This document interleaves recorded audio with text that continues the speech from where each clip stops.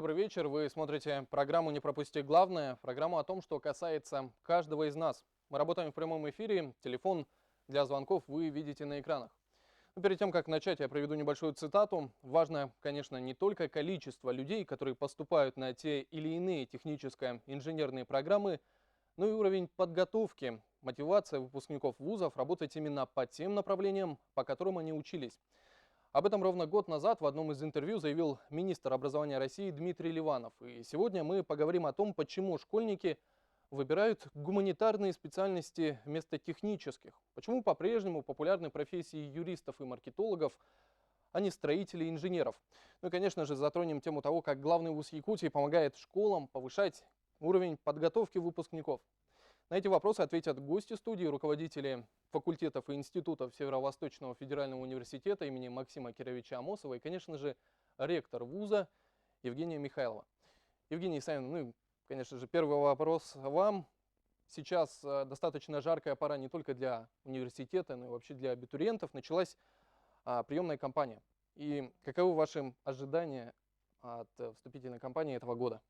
Ну, во-первых, добрый вечер. Я хочу обратиться ко всем нашим абитуриентам, будущим нашим студентам. Мы вас ждем. В этом году у нас очень такая серьезная кампания в плане в том, что есть нововведение, во-первых. У нас набор будет где-то около 6200 человек. Это по всем формам, и среднее профобразование, и высшее, и аспирантура, ординатура и так далее. Но надо сказать, что из года в год у нас растет количество мест за счет федерального бюджета, за счет республиканского бюджета. Ну, например, за счет федерального бюджета в этом году у нас будет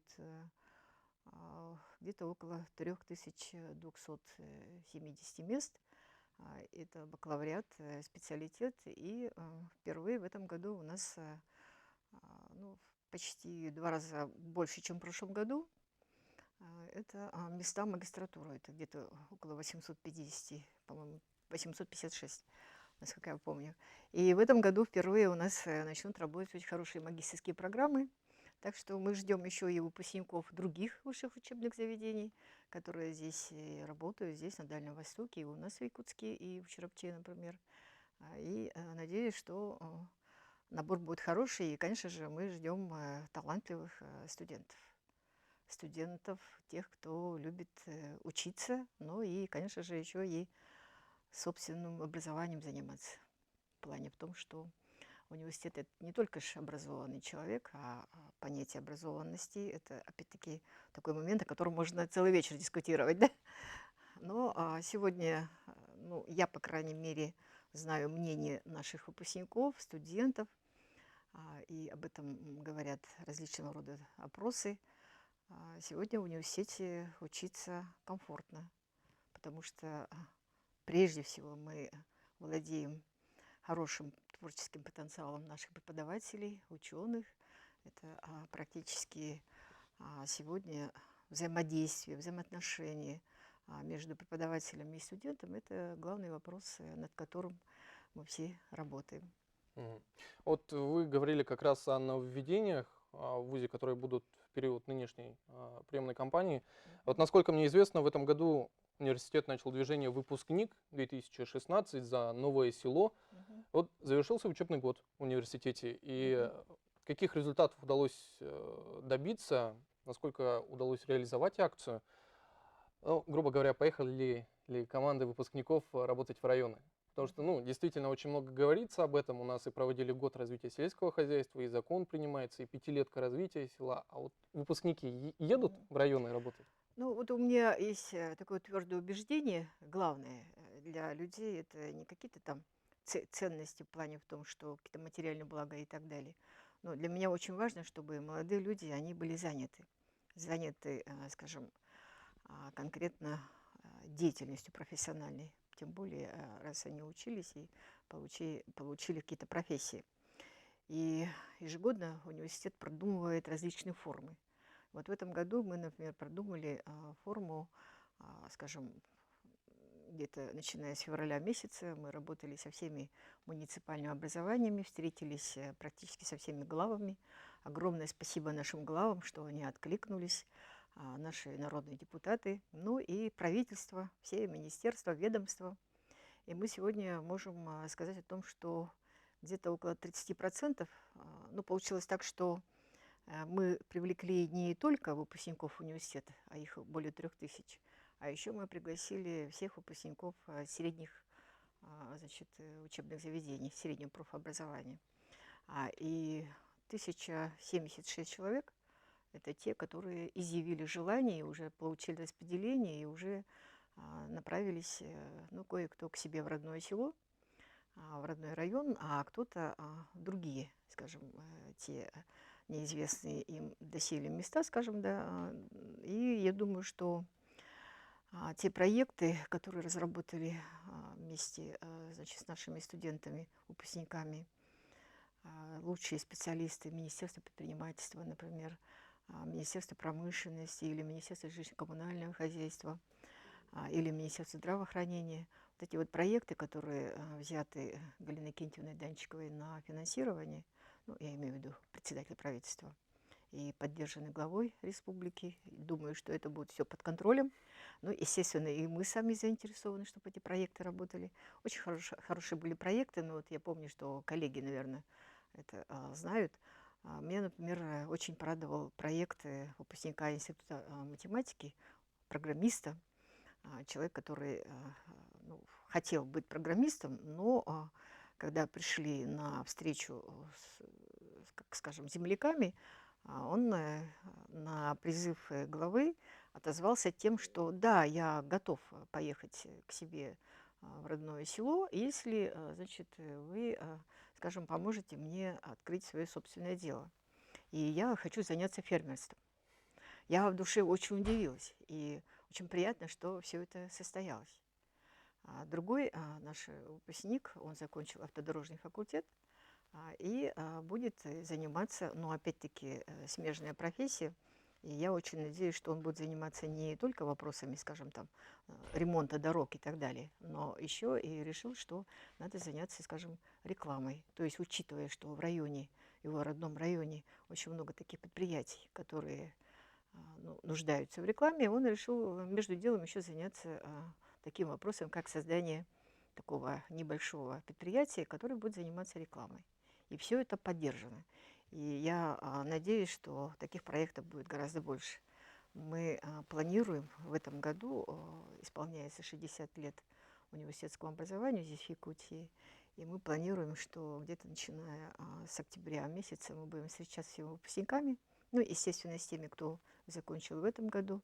Ну, встреча это не только, там, скажем, глаза в глаза, нога к ноге, как говорят, да, это еще может быть встреча и в эфире, и можно встретиться и в интернете, скажем, да, и можно встретиться и по радио и так далее. И мы хотим узнать, ну, во-первых, как они устроились, какие у них в этом плане есть замечания, возможно, пожелания и так далее, чтобы мы могли все это учесть и вовремя исправить.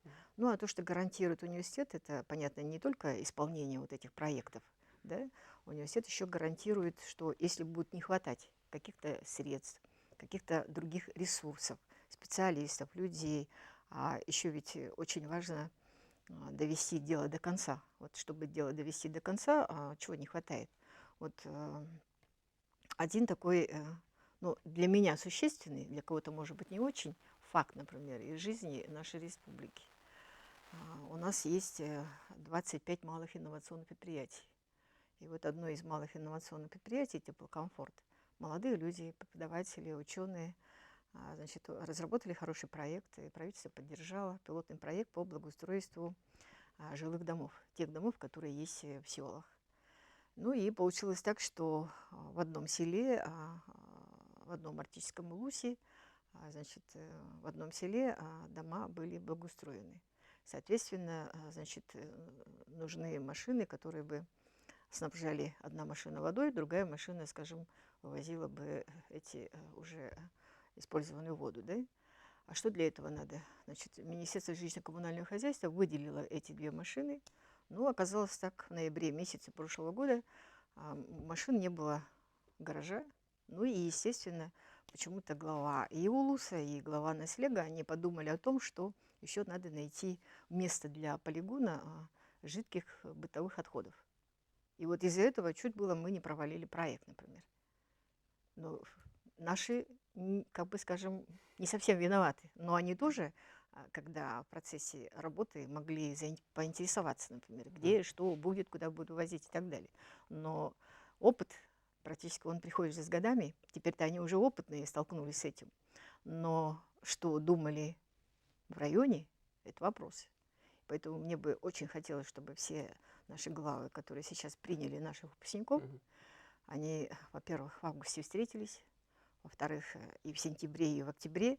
Но учитывая, что молодые люди – это как раз наш единственный потенциал кадровый, который будет решать многие проблемные вопросы, которые с каждым годом, ну, насколько я понимаю, некоторые решаются, а некоторые, к сожалению, копятся.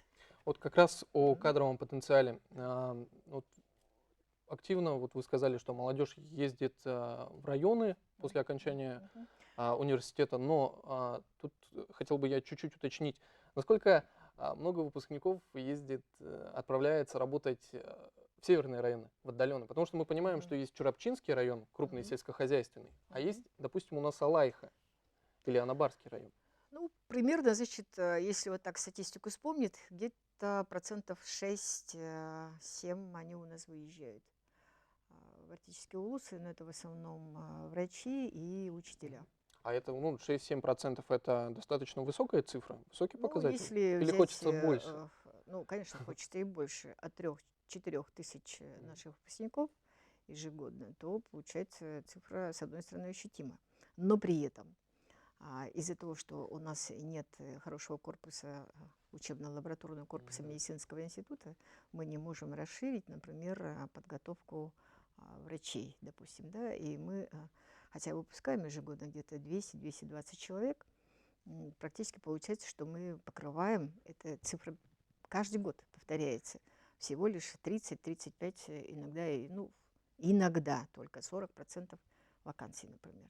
Конечно же, Минздрав нас критикует, и в то же время они понимают, что мы не можем взять на себя больше цифр, больше приема определить, например, хотя и желающих очень много, и госзаказ республики вот в этом направлении работает, да? Но есть такое понятие, как помещение, к сожалению, отсутствие рабочего места для студента и для преподавателя.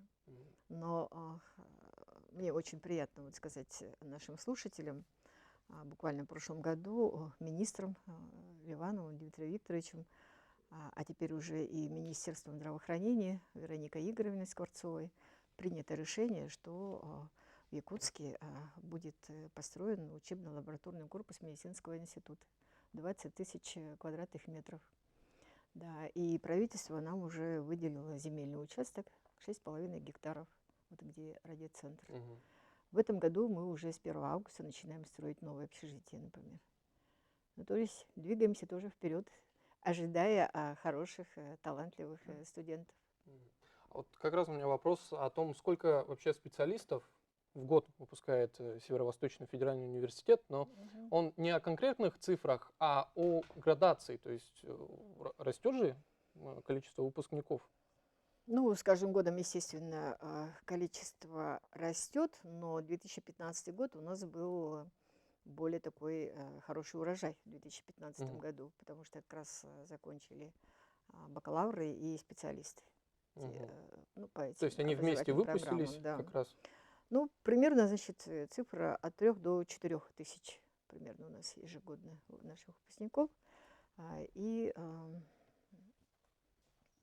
трудоустройство у нас третий год где-то 75% трудоустраивается, процентов 25-30 ежегодно они поступают теперь в магистратуру. Но это уже, опять-таки, огромная благодарность нашему Министерству профобразования и правительству. Это вот началось совсем недавно, когда еще министром был Дмитрий Евгеньевич Глушко. Нам удалось его убедить, а теперь и Михаил Юрьевич Присяжный тоже поддержал. Это то, что как университет выступает уже как работодатель. То есть республика финансирует поступление бакалавров или специалистов высшее учебное заведение за пределами республики. Мгм. И республика финансирует, а затем эти молодые люди возвращаются к нам уже и как преподаватели, и как сотрудники. То есть это очень тоже хорошее нововведение, которое поддержано нашим правительством. Мгм. Вот как раз вы затронули тему трудоустройства, и тут уже я обращусь к нашим гостям. Вот много говорят, что вот якутским студентам сложно адаптироваться в условиях вот крупных промышленных компаний. И, ну, в частности, вахтового метода работы. Многие жалуются, что везде в крупных компаниях работают в основном приезжие. И задать этот вопрос я хочу Борису Николаевичу Заровняеву, директору Горного института, и Борису Иннокентьевичу Попову, декану геологоразведочного факультета Северо-Восточного федерального университета. Вот, Борис Николаевич, действительно сложно адаптироваться в условиях промышленных компаний или нет? Добрый вечер, уважаемые телезрители. Конечно, сложности имеются по трудоустройству выпускников, но наши выпускники проходят сначала производственные практики. В настоящее время они все находятся на производственных практиках, и в это время они адаптируются. 3 раза проходят производственные практики. За время обучения? За Или время за время обучения, обучения да, они по трижды новому проходят стандарту. практику? И в этом году мы выпуск горняков не осуществили, потому что они будут учиться 5,5 лет, и в 2017 году мы будем выпускать. Поэтому в этом году горняков выпусков нет, а по направлению техносферной безопасности мы выпустили 59 выпускников, из них 36 будут поступать в магистратуру, но остальные устроились в системе МЧС и администрации УЛУСов и предприятиях в качестве инженеров по технике безопасности. Так, ну, а что касается горняков, это вопрос давно стоит. Трудоустройство местных кадров промышленности. И я считаю, что без соответствующей законодательной базы мы этот вопрос не решим. Мы, конечно, трудоустраиваем с крупными предприятиями, такими как акционерная компания «Алроса», «Алмаза Набара», «Алдан Золото» и так далее. У нас имеются долгосрочные договора. Ну и конкретно каждый студент в процессе обучения присматривается, и к нему присматривается во время производственных практик, и заключает договора, и согласно этим договорам они трудоустраиваются. Вот. Мне кажется, необходимо нам сообща поднять вопрос привлечения местных кадров, не только инженерно-технических работников, это наши выпускники, так, их, кстати, требуется не так много, в основном среднее звено и рабочие кадры, да. Значит, рабочие кадры, и когда вот рассматривается лицензионное соглашение, лицензионный договор, необходимо прописать это положение привлечения местных кадров, то есть определенное количество местных кадров и ИТР, и рабочих, и среднего звена предприятия, которые осваивает месторождение, должно принять на работу. Спасибо. А Борис Иннокентьевич, может добавить, потому что геологоразведка в Якутии, она действительно такое вот важное место занимает, потому что наше богатство, в частности, работа с крупными природопользователями, нефтегазовое дело в том числе. Ну, всем, конечно, известно, наша республика горнодобывающая республика. Поэтому вот горно-геологические специальности, они еще долгое время, наверное, будут, самыми востребованными, самыми приоритетными среди инженерных специальностей. Вот я хотел бы остановиться на следующем. У нас ранее в советское время была комиссия по трудоустройству. Это в обязательном порядке выпускнику предоставлялось место, где он должен был работать не менее 3 лет. Сейчас наша комиссия называется комиссия по содействию в трудоустройстве. И наши выпускники во время производственных практик сами определяются, подыскивают себе подходящее место, а те, кто не сумел это сделать, то здесь вот как раз комиссия и подыскивает, предоставляет место для работы. У нас каждый выпускник, по сути дела, при окончания университета, при окончании геолого-разведывательного факультета, имеет возможность трудоустроиться по специальности. Но другое дело, устраивает его эта должность или не устраивает, это другой вопрос. Но трудоустраиваем мы практически 100%. 100%. Но предоставляются места буквально для всех выпускников. Ну, наверное, лучше всех дело у нас обстоит по направлению выпуска по нефтегазовому делу. Здесь у нас бакалавриат. Мы выпускаем бакалавров по двум направлениям. Это бурение нефтяных и газовых скважин. И второе направление, второй профиль – это эксплуатация, обслуживание объектов транспорта, хранения нефти и продуктов ее переработки. Нефтяники, вот наши выпускники, ребята, трудоустраиваются, очень хорошо трудоустраиваются в подразделениях «Газпрома», «Сургутнефтегаза». Сейчас вот у нас завязываются отношения с «Роснефтью». Очень тесно мы сотрудничаем с Якутской топливно-энергетической компанией. Кстати, эта компания нам за свой счет профинансировала создание учебно-научно-производственной лаборатории, которая работает у нас на хозрасчете сейчас. Вот студенты-геологи, гидрогеологи, геофизики и буровики у нас вот за время прохождения производственных практик тоже приглядывают себе место, но трудоустраиваются главным образом в подразделение подведомственной Госкомгеологии Республики Саха-Якутия, акционерная компания «Алроса» и других горно-геологических предприятий, ну, буквально различных форм собственности. Это строительные артели и так далее, и так далее. Борис В общем, Алексеевич, спасибо. Да. Ну, я хочу просто продолжить. Я предлагаю в продолжении темы послушать комментарий исполняющего обязанности зампреда правительства, руководителя администрации главы правительства Якутии Юрия Куприянова. Он как раз совсем недавно говорил о рабочих местах в крупных промышленных компаниях. Давайте. Внимание на экран.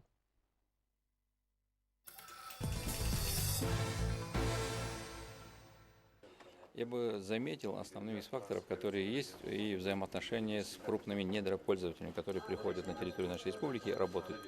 Несмотря на то, что огромная часть бюджета республики сегодня формируется за счет того, что промышленное освоение республики – это передовое явление, глава поставил такую задачу, как взаимоотношения по трудовым ресурсам, чтобы все соглашения были пересмотрены в пользу того, что первыми на новые рабочие места были трудоустроены местные кадры.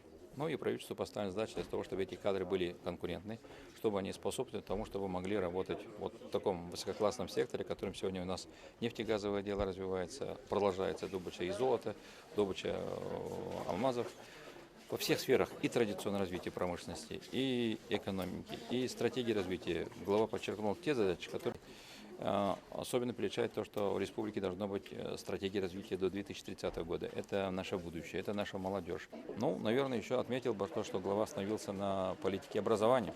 Вы это заметили, наверное, да? Придано значение тому, что образование – это наше реальное будущее. Образование – это тот вопрос, который насыщает содержательной частью все наше общество. Так, ну вот буквально комментарий был Юрия Степановича Куприянова. Он как раз-таки касался того, что в крупные промышленные компании нужно привлекать именно местные кадры. Евгения Исаевна, как вы думаете, вот что для этого нужно сделать? Ну, я, с одной стороны, думаю о том, что вообще-то трудоустроен или там, скажем, предприятие примет в свои объятия Мгм. хорошего специалиста. Независимо, где ты родился, я полагаю, да, если ты хорошо учился, и тем более, вот как говорил Борис Николаевич, прошел производственную практику на отлично, а у нас еще принято так, это последние 4 года мы практикуем, сами работодатели приходят и принимают и дипломную, значит, работу, защита у нас при них проходит, ну и они защищают свои отчеты после практик. Это Мгм. тоже у нас стало хорошей традицией. И вот продолжая Бориса Иннокентьевича, конечно же, я могу сказать о том, что да, действительно раньше было государственное распределение, а потом на высоком уровне правительства Российской Федерации было сказано, что распределение – это ограничение прав молодых людей. Но при этом практически ничего в ответ не сделали. Мгм. Поэтому в 2003 году, когда я сама работала заместителем председателя правительства, вместе с москвитином Степаном Ивановичем, Борисом Александровичем Шириковым мы продумали ежегодное квотирование рабочих мест для молодых специалистов, гарантируя, значит, место работы для выпускников Мгм. учебных заведений. И это сегодня до сих пор, во-первых, работает. И Юрий Степанович это тоже знает, потому что сам тоже работал заместителем председателя правительства. Мгм. То, что касается местных кадров, ну вот как они поступают, как они обучаются, ну практически сегодня до 90% это, конечно же, выпускники школ, выпускники средних специальных учебных заведений, которые к нам поступают, это жители Якутии в основном. Это, во-первых, и, конечно же, во-вторых, очень высокая конкуренция. Вот взять, допустим, геолого-разведочный факультет, конкуренция у предприятий, потому что Борис Иннокентьевич всем подряд не дает своих выпускников. Их берут только те, кто, во-первых, не только там, скажем, предлагает хорошую заработную плату. Был у нас такой случай, когда, ну, называть не буду, но это практически достоверно всем известно, одно предприятие гарантировало зарплату 74 тысячи рублей, а другое предприятие 56 тысяч рублей. Но молодые люди пошли туда, где 56 тысяч рублей, потому что там был хороший социальный пакет, например. Мгм. То есть молодые люди, они смотрят со всех сторон. Ну и, конечно же, условия труда – это не просто та задача, над которой выпускник учебного заведения думает, да, это, конечно же, когда он проходит практику, он и видит, что есть на самом деле в этом предприятии. И насколько ему вот эти условия труда позволят, скажем, ну, получить хорошую квалификацию специалиста и так далее. Ну и я не скажу, что у нас есть какие-то там, скажем, специальные какие-то такие льготы для того, чтобы местные кадры пошли работать куда-то в первую очередь. Мгм. Я за то, чтобы Мгм. лучшие, самые лучшие, они, конечно же, трудоустраивались. А если ты будешь хоть 100 раз местный кадр, и ты будешь плохо учиться, извините, вас попросят, Мгм. например. Евгений Исаевна, Да. тут мне сообщают, что у нас есть телефонный звонок. Мгм. Давайте послушаем телезрителя. Алло, мы вас слушаем, вы в эфире. Ага. Здравствуйте. Здравствуйте. Я из Ленинского района. У нас в Ленске открывает профильный класс по программе «Школа ВУЗ производства». Насколько это, как обеспечиваться будет, допустим, выпускник этого вуза на производстве? Какого вуза? Место Вопрос будет? непонятен. Повторите, пожалуйста, еще раз. Ленск, я поняла. А какой вуз открывает класс? Мы-то точно Не там не вуз, открываем. Нет, не вуз это, а в школе, например, в средней школе открывают профильные классы по программе «Школа, вуз, производство». После этого, после этой школы, потом вуз обеспечивается, потом, видимо, и производство местом обеспечивает, видимо. Это Роснефть-класс называется. Ну и вопрос в чем, насколько гарантируется трудоустройство или Скорее насколько поступление, потому что хорошее качество. это же профилизация. Сейчас в последнее время очень акцентируют, особенно в школах, о том, что профилизация, делают у нас всевозможные, Ну, я, кстати, замечу, у нас в том очень, числе и у нас гарантируется ли очень трудоустройство. высокие нижние границы, например. Вот Мгм.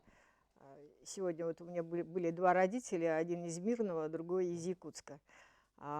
У детей математика 39 баллов. У нас нижняя граница 40 баллов, например, по математике. Поэтому надо очень хорошо учить те предметы, которые являются проходными для того, чтобы человек затем мог поступить в высшее учебное заведение. Профильные классы дело очень хорошее, и я очень надеюсь, что как раз вот Ленинский район – это один из известных промышленных районов. Математика, физика, химия – это как раз те предметы, которые всегда в Ленинском районе хорошо преподавались, но и иностранные языки. И мы очень надеемся, что если вот, допустим, школа заявится или родительское сообщество предложит, мы можем приехать, Светлана Васильевна, в Ленинский район и взять под свою эгиду. Да? У нас вообще в Ассоциации образовательный университетский округ есть ленинские школы? 2 школы есть, лицей. А какие школы? Лицей, Мгм. 12-й лицей Ленский, и Бичинчинская школа. Ну вот, приглашаем, значит, выпускников школы Ленинского района поступать к нам. Не только, скажем, там, Мирнинский филиал с УФУ можно поступать, но и в головной вуз в Якутске, например. Евгения Исаевна, ну вот, в начале программы а, как раз я акцентировал внимание на том, что, ну, все-таки, что ни говори, да, уделяется внимание техническим специальностям и направлениям среднепрофессионального образования, но все-таки не секрет, что вот у нас выпускники больше выбирают гуманитарные направления, нежели технические. Ну, мы все понимаем, что в начале нулевых образовалась такая небольшая дыра, которую сейчас вот пытаются восполнить. Ну, грубо говоря, у нас как было много экономистов и юристов, так они и остаются. Ну, Ну, что, возможно, это вы данные говорите, скажем, в целом по стране. ну, да? я в целом по Возможно, стране да. говорю, да, я не акцентирую вообще Да, по ну, республике, потому что у нас в Якутии, кстати говоря, неплохо преподают Мгм. математику, неплохо преподают физику, да, Надежда Александровна? Правда, мало. Очень хотелось бы практически, чтобы каждый второй школьник выбирал физику, Мгм. например, для сдачи ЕГЭ. Но математику сдают, как известно, все. И опять-таки вот это вот разделение базовое, профильное, до сих пор ученики и родители, к сожалению, тоже плохо понимают. Вот сегодня один из родителей, например, говорит, как мой ребенок, значит, базовая у него математика отлично, в аттестате стоит, а профильная всего 39 баллов, например. Это сродни, скажем, тройки. И вот этот парадокс, к сожалению, сегодня трудно понимается нашими родителями. Ну и у нас, например, в университете студентов, обучающихся по техническим, инженерно-техническим направлениям, в 2 раза больше, чем студентов, которые обучаются по гуманитарным направлениям. Мгм. Да, Ну, это настолько большой разброс у них конечно, мы получается. уже, да, этим уже занимаемся давно, Мгм. и очень радуемся, что ведь есть же такое понятие, во-первых, интерес человека, да, права человека, интерес человека, ну и еще и потребность, скажем, рынка труда, потребность республики, потребность предприятий. И сегодня учебные заведения просто обязаны не только там балансировать, Мгм. но еще и правильно это все анализировать. Мгм. И вот из Ленского района вот звонила же сейчас товарищ, да, и она говорила о профилизации, о профильных классах. И когда школа решается на то, что будут открыты вот такие профильные классы, это означает, что детей будут готовить к будущей профессии. Это очень правильно, начиная где-то, скажем, с класса 7-го, 8-го. Все-таки человек должен знать, ну, Мгм. уже известны его способности, или это будет, Да. там, скажем, историк будущий, или это филолог, Мгм. или, скажем, это будет товарищ, который будет заниматься математикой или там химией, Ну вот например. как раз вот о подготовке, об То есть, экзаменах я бы хотел то передать. есть профориентационная работа, вот, которой Да, вот мы как раз. занимаемся, да? Я бы хотел задать вопрос Светлане Васильевне Федоровой, декану Мгм. факультета довузовского образования и профориентации. Ну, вот возникает такая ситуация, что многие выпускники, они не знают, какую профессию выбрать. Ну, вот я вроде выбрал 5 экзаменов, которые буду сдавать, пришел к вам в факультет, но я не знаю, кем я буду. Университет как помогает в этом вопросе? Да, Алексей, безусловно, раннее профессиональное самоопределение – это очень важный вопрос, и поэтому в университете, мы как университет, наверное, больше всего в этом заинтересованы, чтобы к нам абитуриент пришел уже как бы определившийся, выбрал уже профессию. И мы в университете, кроме информирующих мероприятий, конечно, реализуем много профилирующих проектов. Один из таких больших проектов, вот наша университетская олимпиада, кроме школьных предметов, мы уже ряд лет проводим олимпиады профильные. Это по экономике, экологии, по медицине. Вот как раз на будущий год с геолого-разведочным факультетом будем геологическую олимпиаду уже разрабатывать. Это одно направление. Второе направление, как раз вот Евгения Исаевна сказала, о профильных классах. Мы открыли фирменные классы, университетские фирменные классы в школах университетского образовательного округа. И там как раз-таки и школьные учителя преподают, и спецкурсы, и ведение специальности будут преподавать университетские преподаватели. И что немаловажно, вот в этом году мы открываем в 31-й школе медицинский класс. Конечно, в одной школе набрать столько много медиков – это нереально, и поэтому мы договорились, значит, со школой, с руководством, это будет общегородской набор. 10 класс, они уже объявили этот набор, и, значит, медицинский институт с ними будет работать. Такой же класс открывается в классической гимназии городской, это профильные фирменные классы. Следующее направление, можно сказать, вот мы разработали курс, который называется «Основа профориентологии». У нас на факультете он реализуется с обязательным компьютерным профтестированием и с консультацией в институте психологии. Есть центр практической психологии, дети тоже родителям приходят, консультации приходят. То есть профориентирующих, профилирующих у нас достаточно много таких проектов. Но, кстати, надо сказать, что вот сейчас молодежь, молодые люди, они приходят достаточно уже мотивированные приходят.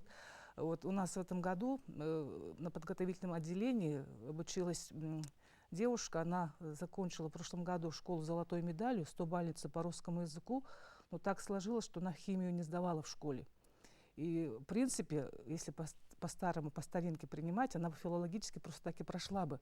Но она сказала, я не хочу идти филологический, хочу идти медицинский. Она вот пришла, у нас обучилась и вот сдает сейчас химию. Так что молодые люди, они очень мотивированные сейчас. Ну вот прямо сейчас я предлагаю посмотреть как раз ролик о выпускниках университета. Давайте внимание на экран.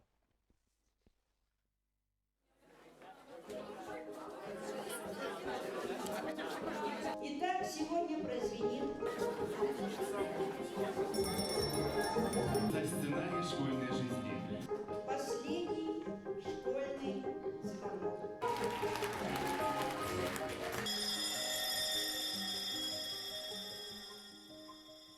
ЕГЭ сдал, и тогда вот наступила, так сказать, абитуриентская пора.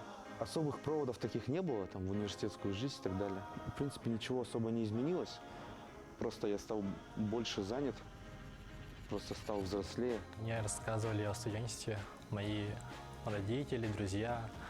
Они говорили, что студенчество – это самая прекрасная пора для жизни каждого человека, что это пора новых знакомств, новых ощущений. Ну и, конечно же, первой любви. Оказалось, что это уже совсем взрослая жизнь, надо самому познавать, самому все изучать, и преподаватель, он только направляет ваш разум в нужном направлении, чтобы вы изучали то, что надо, и не отвлекались на лишнее. Я приехал из Таджикистана, потому что мой дядя сказал, что здесь хорошо обучают, и условия все хорошие. Было очень трудно сначала, но потом, когда были в классе, там разные люди в разных странах там были, кто знал английский, кто знал французский, кто знал немецкий, кто знал китайский. Там было очень интересно для нас. Я получаю хорошее образование, я знаю, кем я стану, и я очень заинтересована именно в своей специальности. И все это я получаю, не уезжая из дома, потому что на самом деле я очень большая домоседка, и расставание с моей семьей, с родными было бы для меня очень тяжелым. Мне нравится учиться здесь, потому что очень хорошая учеба тут проводится, и очень много друзей. Я познакомилась с многими людьми из многих стран, не только из России. С детства я занимаюсь легкой атлетикой уже почти 10 лет. Когда поступила в университет, я не стала бросать этот вид спорта и дальше продолжала свои тренировки. Университет очень помог мне в этом, оплачивал все мои проезды, все мои соревнования. В университете очень, думаю, сильно развит спорт и наука. Наука – это большие перспективы. Я исследую свою будущую профессию. И заодно вместе с этим я знакомлюсь с разными людьми, то есть своими будущими коллегами. И мне кажется, это очень важным, и каждый студент должен заниматься научной деятельностью. В нашем университете очень много есть возможностей, чтобы себя реализовать. Можно пойти в профсоюз, можно пойти в какую-то другую организацию. Просто главное схватить вот этот вот кусочек того, что тебе нужно, и пойти туда. Наш университет – это большая, огромная семья, где ты можешь себя проявить, что с лучшей стороны открыть для себя новые возможности.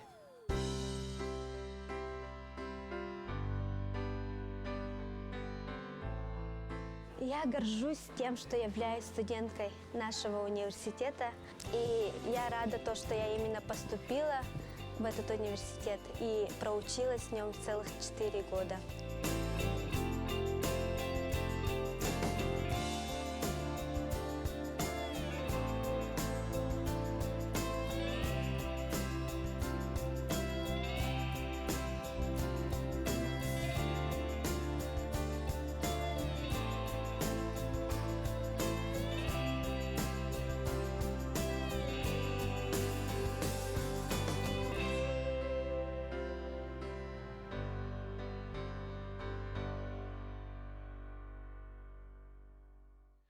Ну и как мне только что сообщили, у нас есть звонок в студию. Здравствуйте, вы в эфире. Алло, здравствуйте. Здравствуйте. Моя дочка закончила СВФУ, да, по специальности теплогазоснабжение и вентиляция. И вот только что Евгения Исаевна озвучила про квотирование рабочих мест выпускникам. Если можно подробнее, можете еще сказать, куда подойти, когда? Ну, это инженерно-технический институт, я так полагаю, да? И если человек еще не устроен, пожалуйста, подходите, можно к ректору. Я еженедельно провожу прием по личным вопросам 35 20 90. Это мой телефон. И, кроме того, значит, у нас работает центр карьеры студентов. И тоже мы стараемся практически всех обеспечить. У нас не может быть такого выпускника, который бы не имел работу. А квотирование это проводит правительство Республики Саха-Якутия. Северо-Восточный федеральный университет тоже является одним из инициаторов данного постановления. И мы, конечно же, учитывая, что где-то начиная с марта месяца, учитывая, что есть потребность в тех или иных предприятиях, стараемся работать со всеми руководителями, ну и резервируем эти рабочие места. Поэтому, если человек сегодня не имеет места работы, это практически всех касается. Я, кстати говоря, могу позвать даже не только, скажем, выпускников нашего университета, практически по всем направлениям. Но бывает так, что очень много желающих остаться в городе Якутске и работать. Ну вот, и приходится убеждать. И тут и красноречие не всегда помогает, да, к сожалению. Да, Евгения Исаевна, спасибо. Ну вот у меня сейчас вопрос как раз по средним техническим специальностям. Я бы его хотел адресовать Алексею Михайловичу Бессмертному, директору технологического института. Среди школьников всегда в приоритете считается, что нужно получить высшее образование. Вот должна быть корочка. Но я, насколько знаю, в университете можно же получить и среднее профессиональное образование. Ну вот пару слов об этом, ну, вкратце.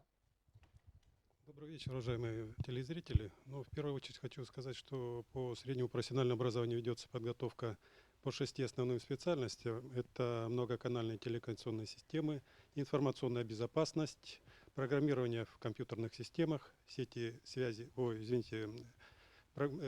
компьютерные системы и комплексы, сварочное производство и строительство и эксплуатация зданий и сооружений. Наши выпускники и студенты колледжа технологии имеют свои очень хорошие достижения в таком движении, как WorldSkills Russia, молодые профессионалы. Традиционно мы занимаем призовые места в республиканском этапе, полуфиналы и финалистами являемся национального чемпионата. Основные компетенции, по которым принимают участие наши студенты, это сетевое системное администрирование, веб-дизайн, программные решения в бизнесе, облицовка плиткой. И второе, то, что хочу заметить, наиболее сильные стороны у нас проявляются у студентов среднего профессионального образования в научно-практических конференциях. Традиционно сильными у меня являются студенты таких конференций, как «Шаг в будущую профессию», где мы являемся победителями и призерами. И «Интеллект будущего» Малой академии наук, которая проходит каждый год в Бобниске. Мы тоже также являемся победителями и призерами этой конференции. Хорошо. Алексей Михайлович, вот спасибо, Алексей да. Михайлович, он инженерно-технический институт, значит, это вот бывший ЕГТ, и там было 3 уровня образования. Мы начальные, ну не то что ликвидировали, а практически рабочие профессии оставили. И вот, допустим, у Надежды Александровны есть инженеры энергетики, и они при этом получают рабочую профессию. И вот очень хорошо, что у Алексея Михайловича вот это все нормально сработано. Да, действительно. Да, и, кстати говоря, мы, наверное, один из тех редких вузов, где практически получая диплом о высшем образовании, получая навыки специалиста, значит, с высшим образованием, наши студенты имеют полное право еще и получить среднее профобразование. А вот у меня вопрос как раз по нынешней приемной кампании. Я бы хотел спросить Елизавету Алексеевну Ильину, ответственного секретаря приемной комиссии Северо-Восточного федерального университета. Вот сейчас как проходит приемная кампания, сколько уже подали заявления студентов? Ну, хотя бы примерные цифры. Ну, у нас с 20 июня началась приемная кампания в наш университет. Мы располагаемся в корпусе технических факультетов. В первые дни, конечно, было не очень много народа. В первый день было 50 заявлений. Ну, по состоянию на сегодняшний день порядка 350 заявлений. Уже заявлений есть. И это в основном получается половина из них вот именно на инженерно-технической специальности. Ну, в том числе мы сейчас принимаем на магистратуру, на среднее профобразование. На среднем профобразовании у нас уже есть заявление о приеме. И с 1 июля у нас начинается приемная кампания в аспирантуру. Ну, так что мы ожидаем порядка 6 тысяч наших первокурсников по всем уровням образования и по всем формам обучения. А вот я хотел бы еще как раз спросить Надежда Александровна Савинова, директор физико-технического института университета. Вот вы что ожидаете от нынешней приемной кампании? Потому что, ну, действительно, как Евгения Савина сказала, как и Елизавета Алексеевна, половина людей, кто уже подали заявление, это будущие технари, технические специальности. Добрый вечер, уважаемые телезрители. Физико-технический институт, он готовит по 8 направлениям, 10 образовательным программам бакалавриата, которые относятся к приоритетным направлениям науки и техники. Это по физике, радиофизике, радиотехнике, теплоэнергетике, электроэнергетике, по ядерной физике технологии, по технологии художественной обработки материалов. И мы готовим же учителей физики и информатики. Физику. Да, ну, по физике у нас очень такие интересные программы. Это медицинская физика, очень новая, актуальная программа, возобновляемая энергия открывается. И, конечно, фундаментальная физика. Ну, как мы все знаем, развитие техники и технологии очень тесно связано с развитием физико-математической науки. Физика-математика являются фундаментом.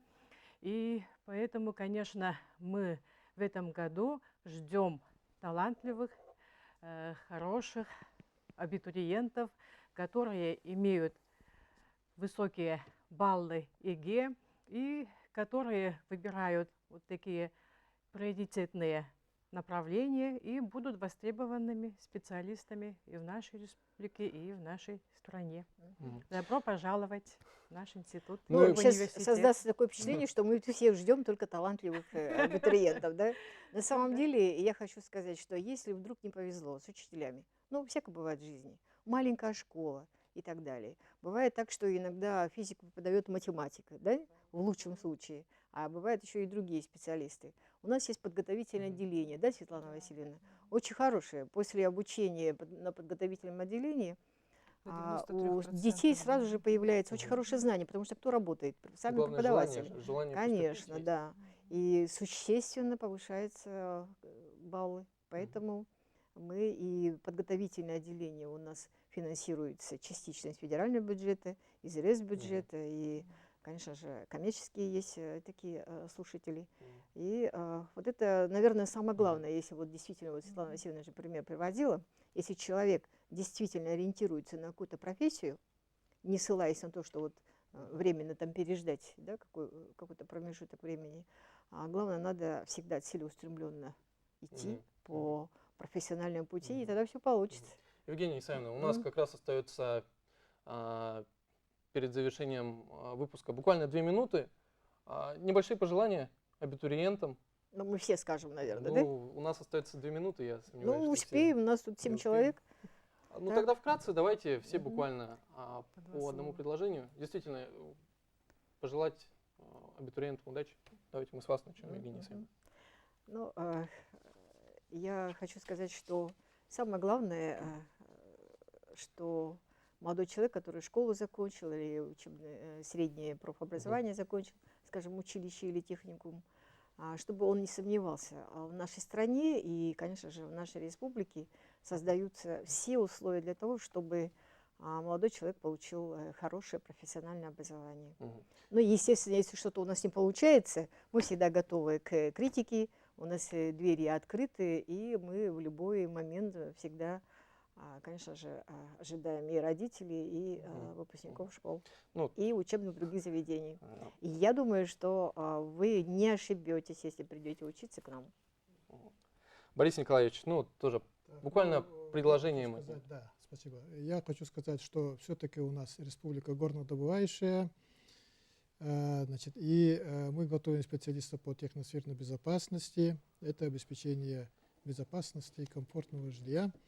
Поэтому очень перспективно эти специальности. Ждем вас в Горном институте.